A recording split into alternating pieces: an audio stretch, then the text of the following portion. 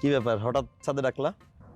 এমনি তোমার কবিতা শোনার পর থেকে কেমন যেন একটু এলোমেলো লাগছিল, মনে হচ্ছিল তোমার সাথে সামনাসামনি কথা বলা উচিত, দেখা উচিত তোমাকে।